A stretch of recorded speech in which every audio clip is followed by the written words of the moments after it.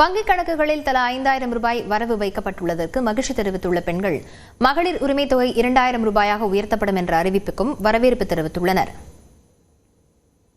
5000 போட்டிருக்காங்க. ரொம்ப சந்தோஷமா, எங்களுக்கு ரொம்ப யூஸ்ஃபுல்லாக இருக்கும்.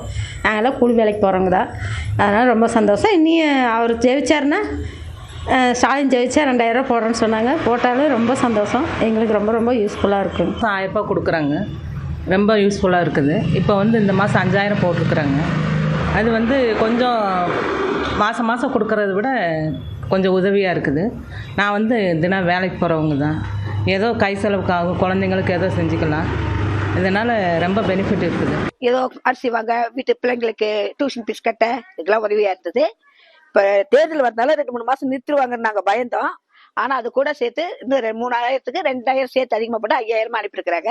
நாங்கள் வாங்கிய கடனை கொடுப்போம். முதல்ல நான் 100 நாள் வேலை திட்டத்தில் வேலை செஞ்சுட்டு இருக்கேன். எனக்கு மாதம் 1000 ரூபா மகளிர் உரிமை தொகை வந்துகிட்டு இருக்கு. இன்னைக்கு காலையிலேயே எனக்கு 5000 ரூபா ஸ்டாலின் ஐயா போட்டுட்டு இருக்காரு. ரொம்ப சந்தோஷம். அடுத்த வாரம் அவரே ஆட்சிக்கு வரணும்.